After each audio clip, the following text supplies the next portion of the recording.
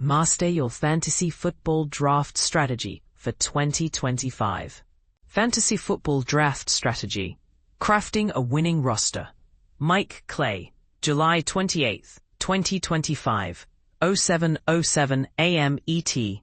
Mike Clay is a prominent senior writer specializing in fantasy football and the NFL at ESPN. He is honored as a member of the FSWA Hall of Fame.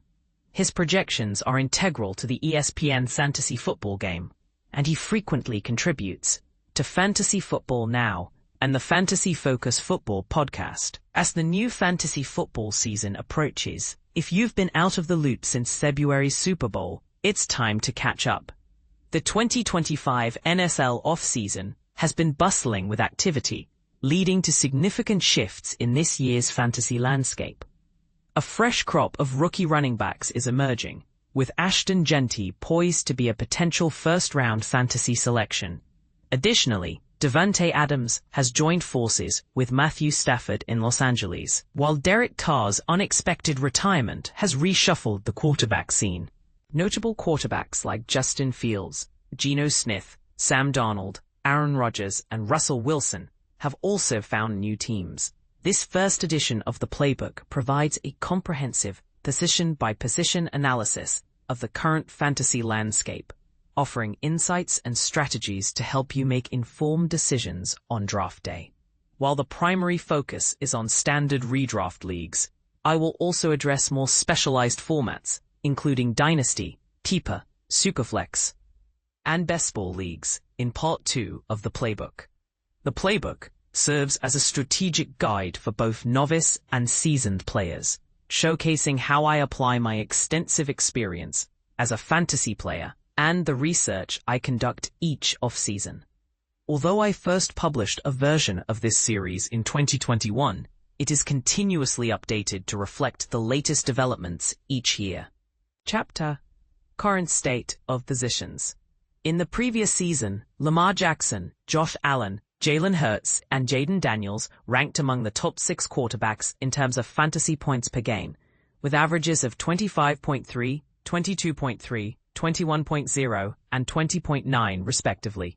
These 4 are undoubtedly the top fantasy quarterbacks for 2025, and my objective on draft day is to secure one of them. The key differentiator for these players compared to Joe Burrow and Baker Mayfield is their rushing ability. While Burrow and Mayfield combined for 579 rushing yards and 5 touchdowns last season, the Big Four averaged 741.8 rushing yards and 9 touchdowns, with none of them recording fewer than 531 rushing yards or 6 touchdowns. The quarterback position has transformed. Merely posting high passing numbers is no longer sufficient. To compete with true dual-threat quarterbacks, these players must excel in both passing and rushing. Although Burrow and Mayfield can run, they needed to throw over 40 touchdowns to keep pace with the Big Four last season. Is that a sustainable expectation? Historically, only 7 quarterbacks have achieved 40 passing touchdowns more than once, and none have done so more than 3 times, making it seem unlikely. Despite this, Burrow and Mayfield still have solid prospects, positioning them as reliable mid-tier QB1 options. They are not alone in this category. Patrick Mahomes, Bo Nix, Kyler Murray, and Brock Purdy are also contenders, along with fringe QB1s like Caleb Williams, Justin Herbert, Dak Prescott, and the dual-threat Justin Fields. Additionally, breakout candidates such as Drake May, J.J. McCarthy, Cameron Ward, and Michael Penix Jr. are worth considering. These players, however, do not possess the same game-changing potential as the Big Four, which is why I am inclined to invest in a quarterback in 2025. This investment typically requires a 3rd or 4th round pick, which is a more reasonable cost compared to previous years when top quarterbacks like Allen were 1st-round picks in all fantasy leagues. The industry has become more savvy, and casual drafters are catching on, making Allen, Jackson, Daniels, and Hurts more appealing at their current draft costs. Key takeaway: there is a significant drop-off in talent after the Big Four, so if you miss out on one, don't hesitate to wait before filling your quarterback position. Running back: invest or embrace youth. While wide receivers have taken precedence in fantasy football, securing impactful running backs remains crucial. The promising 2025 rookie running back class is expected to make a substantial impact this season, and we may witness the decline of several veteran backs. Over the past 5 years, only 9.3% of the 75 running backs at the start of the season were 29 or older, and this number increases to 9 when including 28-year-olds. Although more than half of the older exceptions emerged in 2024, it's likely we will see a regression in 2025. Why do these age statistics matter? Christian McCaffrey, Joe Mixon, James Conner, Derrick Henry, Alvin Kamara, and Aaron Jones are all entering their age 29 seasons or older and are being drafted in the early rounds. This does not even account for Saquon Barkley, who is 28 and coming off a season with 482 touches over 20 games, including playoffs. Can we still rely on these veterans who have demonstrated elite performance over the past 5 years, or should we anticipate a decline in their production and lean towards younger players? Last season, targeting younger running backs proved successful, with players like Bijan Robinson, Kyren Williams, Jahmyr Gibbs, James Cook, and Devon Achane performing well. This year, we can add Bucky Irving, Kenneth Walker III, Chase Brown, and Breece Hall to the list of promising young backs who could emerge as weekly RB1s, alongside a loaded rookie class led by Gianti, Omarion Hampton, Quinshon Judkins, R.J. Harvey, Treveon Henderson, Caleb Johnson, and Cam Scatterbo, all of whom could play significant roles right away. Many of these young running backs are attractive draft targets if you subscribe to the zero RB strategy, which involves avoiding early running back selections and instead focusing on wide receivers and possibly an elite tight end or quarterback in the initial rounds. When injuries inevitably strike top backs, your opponent's rosters will weaken, allowing you to utilize your stashed backs and waiver wire pickups to fill your RB slots, giving you a competitive edge. This strategy is advisable if you prefer to steer clear of older, overworked backs and focus on younger talent in the middle rounds. However, if you allocate none or only one of your first 5 picks to a running back, you may find yourself uneasy about your RB2 position as the season begins. Given the high injury rate at this position, it's likely you'll need to fill that spot with a middle-round pick initially, and then rely on a bench stash or waiver addition later in the season. Key takeaway: if possible, draft an elite running back early, but don't force it if the value isn't there. Feel free to prioritize other positions early, and target value and emerging RBs in the middle rounds. Wide receiver: a few stars amidst a sea of WR3s. The wide receiver position has become somewhat top-heavy, featuring a select few stars, like Jamar Chase, Justin Jefferson, CeeDee Lamb, Puka Nacua, Malik Nabers, and Amon-Ra St. Brown. Each of these receivers is expected to command a significant target share and will likely require a first-round pick in 12-team leagues. However, the situation becomes more complex beyond this elite group. Teams are increasingly employing 3 or more wide receiver sets, with 73% of pass plays in 2024 utilizing this strategy, leading to a more equitable distribution of targets among talented players. Other viable options for your WR1 slot include Nico Collins, Brian Thomas Jr., A.J. Brown, and Drake London, but the risk increases as you move further down the list. As the drop-off in talent is not as pronounced, Tyreek Hill presents an intriguing post-hype target. But can he bounce back at age 31? What about Devontae Adams at 32 in Los Angeles? Rashee Rice faces league discipline and must share targets with Xavier Worthy in Kansas City. How will Jackson Smith-Njigba and Cooper Kupp mesh with Sam Darnold in Seattle? Will Marvin Harrison Jr. and Rome Odunze make significant strides in their second year? Can Mike Evans and Chris Godwin, both with injury concerns, deliver another strong season? How will Garrett Wilson perform with Justin Fields at quarterback? What about the potential chemistry between DK Metcalf and Aaron Rodgers? Can Jerry Jeudy overcome the quarterback uncertainties in Cleveland? These are just a few of the pressing questions surrounding players to consider in the early to middle rounds. The good news is that all these receivers are expected to provide starting caliber production, but their values are closely aligned, allowing you to adapt your strategy as the draft unfolds and capitalize on large tiers of similar players. There's so much uncertainty and depth that late-round picks could yield players who find themselves in the WR3 mix as early as week 1. For instance, veterans like Kupp, Stephon Diggs, and Michael Pittman Jr., along with potential breakout candidates like Matthew Golden, Ricky Pearsall, and Keon Coleman, can often be found after round 7 in many 12-team leagues. With such depth at wide receiver, how do we navigate the crowded field and identify the best targets? Over the last 5 seasons, 86% of the top 50 wide receivers in fantasy points per game were selected in the first 3 rounds of the NFL draft, with 23 being first-round picks and only 2 going undrafted. During this period, 80% of the top 30 WR fantasy seasons came from players chosen in the first 3 rounds. Only one player, Jauan Jennings, in 2024, was selected in rounds 6 or 7 and finished in the top 30. Only 10% of the 324 wide receivers drafted from 2015 to 2024 finished as a top 35 fantasy WR in their rookie season, with just 6 breaking into the top 12. Among those, only 3, Natua, Hill, St. Brown, were selected after the 3rd round, while exceptions do occur. History suggests we should avoid reaching for players with low success rates and instead focus on those chosen in the early rounds of the NFL draft. We should also pay attention to second-year receivers who performed well as rookies. Since 2000, 71% of WRs who finished in the top 30 in fantasy points as rookies have repeated that success in year 2. Given the prevalence of injuries in the NFL, this is a remarkably high success rate worth noting.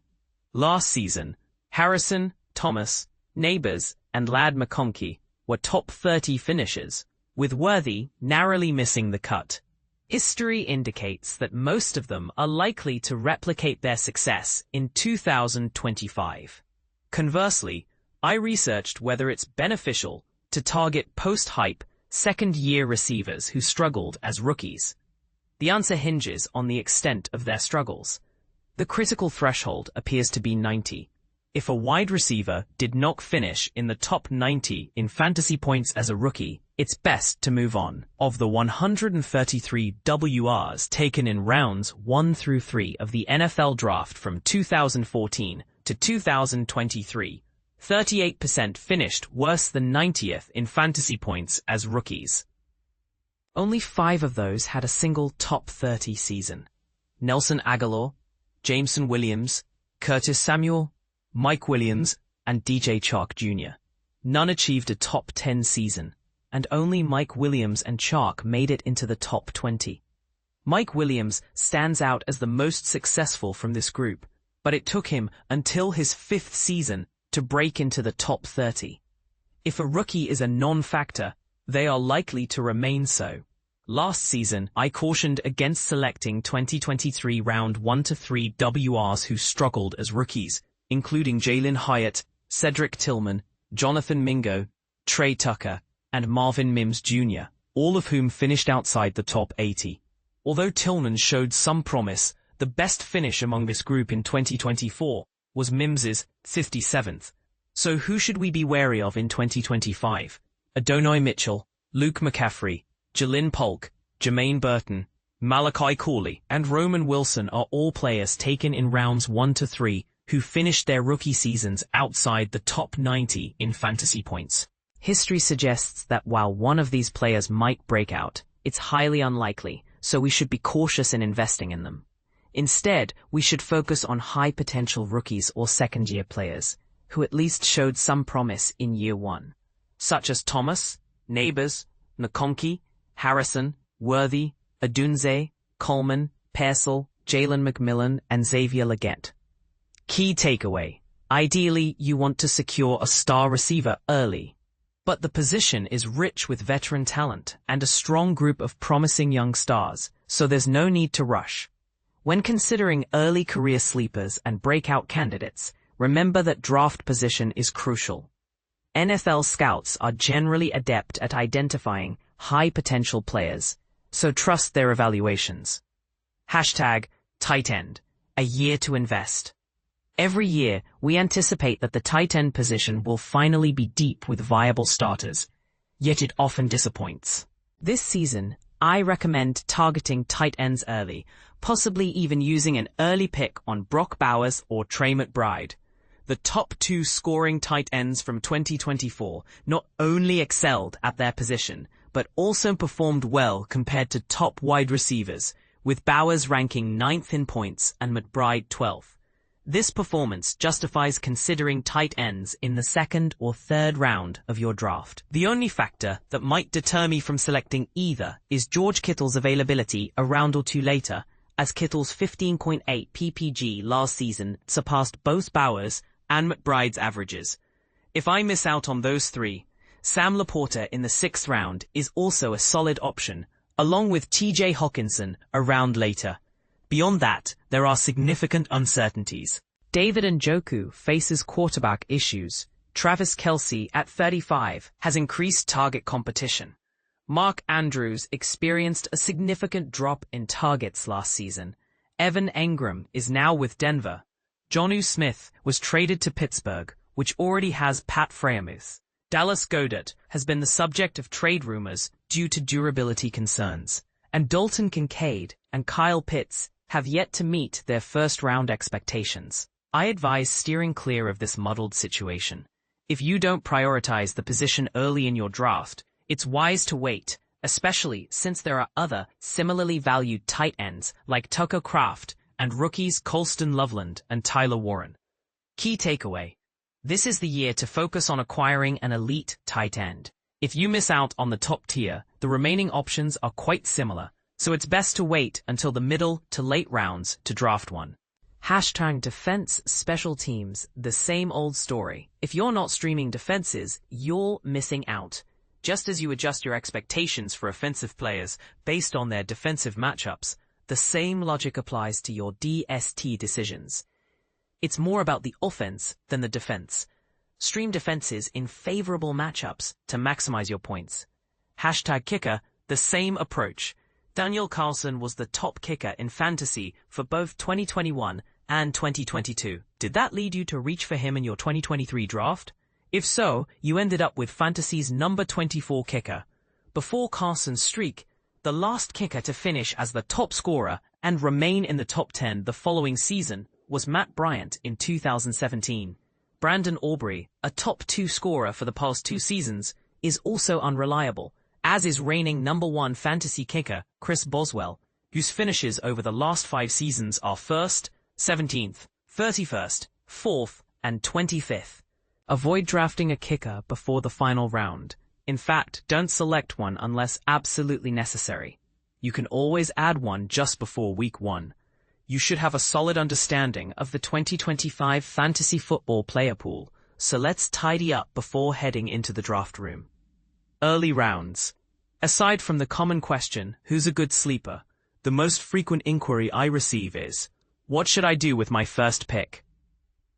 I've already touched on some sleeper strategies, so let's address this question. Historically, running backs dominated the first round, with a few wide receivers and occasionally quarterbacks in the mix.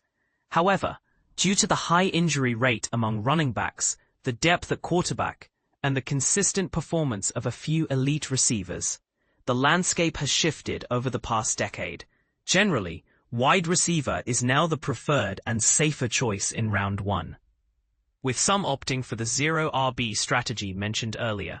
Should you follow the trend and avoid early RBs, or gain an advantage by selecting 2 RB1s with your first 2 picks? This largely depends on your draft position, but maximizing your lineup will require adaptability and quick decision-making. If you hold the first pick this year, the optimal choice is to select Chase. Will he replicate his remarkable 2024 season? Probably not, but he's still worth the investment. Following Chase, I would choose Robinson. But at this point, it's a matter of personal preference. Wide receivers like Jefferson, Lamb, Nakua, Neighbors, and St. Brown are excellent targets, as are running backs like Barkley, Gibbs, McCaffrey, and possibly Achane and Jonty.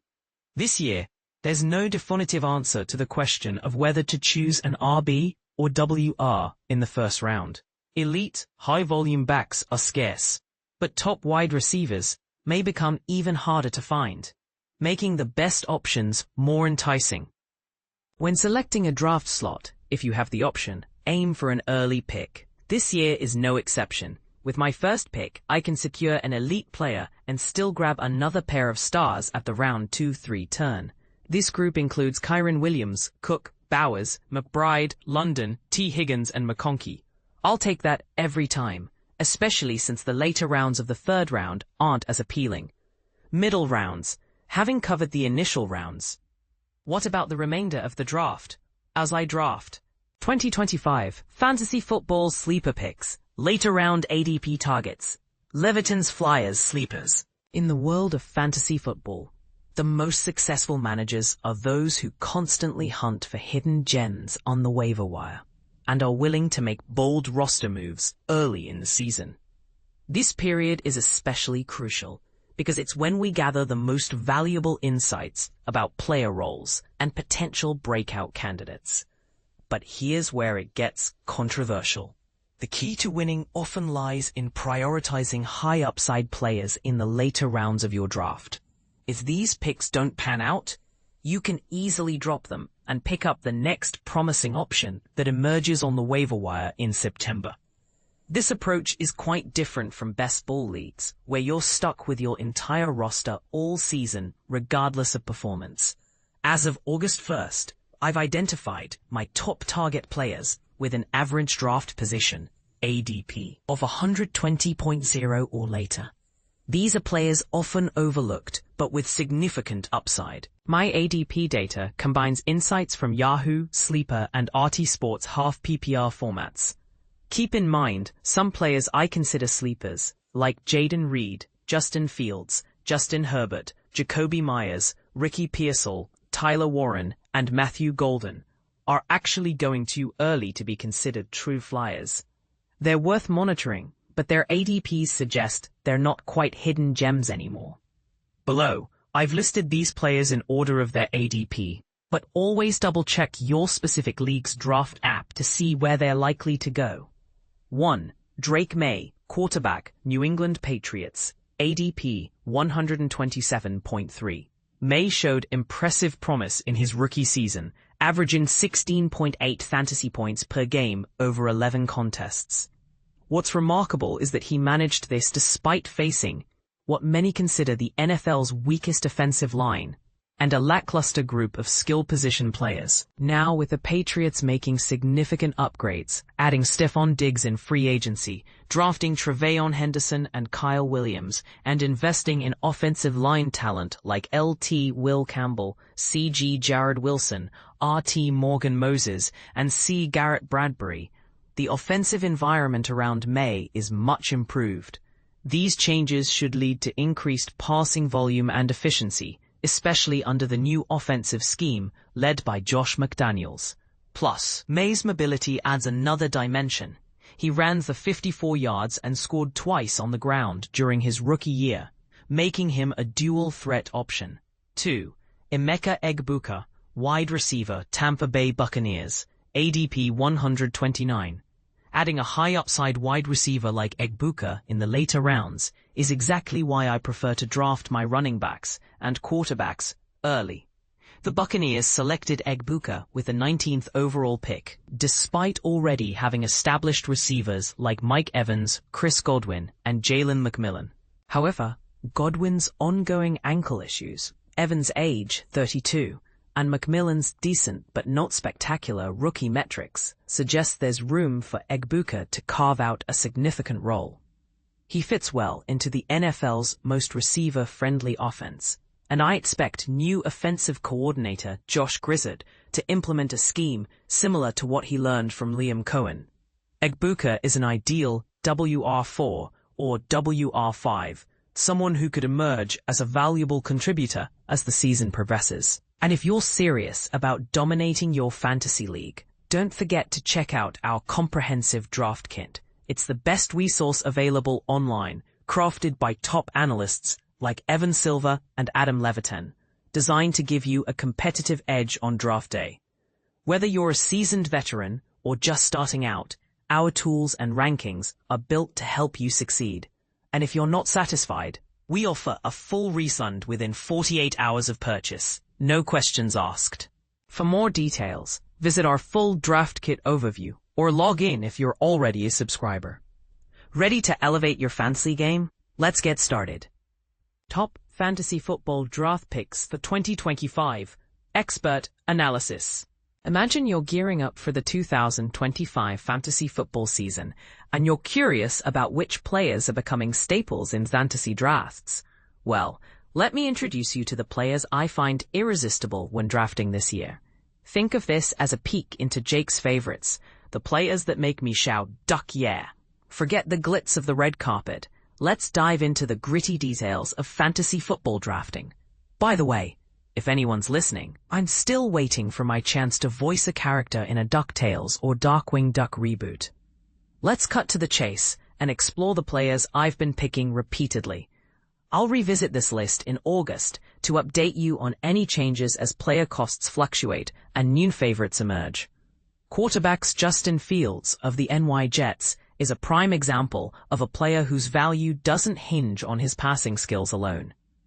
Despite modest passing stats last year, Fields' ability to gain yards on the ground made him a top fantasy quarterback.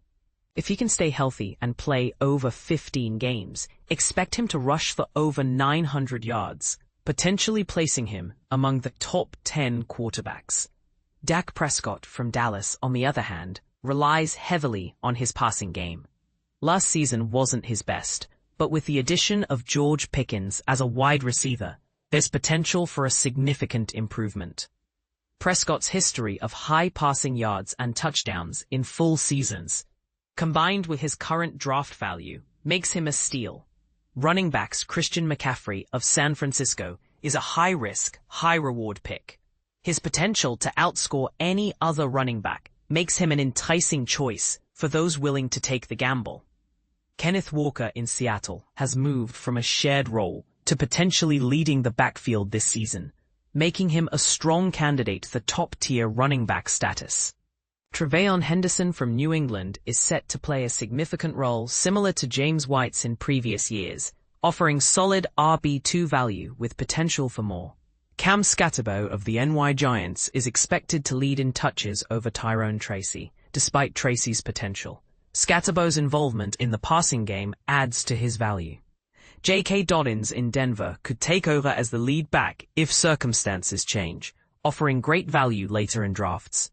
Nick Chubb has joined Houston, where his role might initially be limited, but the potential for a larger share exists if Joe Mixon doesn't return to form. Jordan Mason in Minnesota could see increased opportunities, especially if Aaron Jones misses games, making him a viable RB3 with upside. DJ Giddens in Indianapolis is a backup with potential, especially given Jonathan Taylor's injury history. Wide receivers Amon-Ra St. Brown in Detroit has been consistently targeted over the past seasons, making him a reliable pick despite potential touchdown regression. Xavier Worthy in Kansas City could see an increased role due to teammate suspensions, making him a potential high-ceiling WR2. Telvin Ridley in Tennessee remains a solid choice despite a challenging quarterback situation, as evidenced by his consistent target share. Chris Godwin in Tampa Bay is expected to perform well, with the team showing confidence in his recovery and future contributions. Chris Olave in New Orleans could outperform expectations, even with quarterback challenges, thanks to his role as a top receiver. Matthew Golden in Green Bay is poised to become a leading receiver, offering significant upside at a lower draft cost. Jaden Higgins in Houston could emerge as a key player, especially if C.J. Stroud improves his performance this season. Joshua Palmer in Buffalo has the potential to step up as a significant contributor, depending on team dynamics and health. Roman Wilson in Pittsburgh could seize a larger role this season, particularly with coach Mike Tomlin's support. Tight ends Travis Kelce in Kansas City might return to form, especially if teammate suspensions shift more targets his way, potentially placing him back at the top of tight end rankings. Brenton Strange in Jacksonville represents a sleeper pick, potentially offering great value late in drafts if the team's offense clicks. This list isn't just about who to draft, it's about sparking discussions. Do you agree with these picks? Or do you see things differently? Dive into the comments and let's talk fantasy football strategy.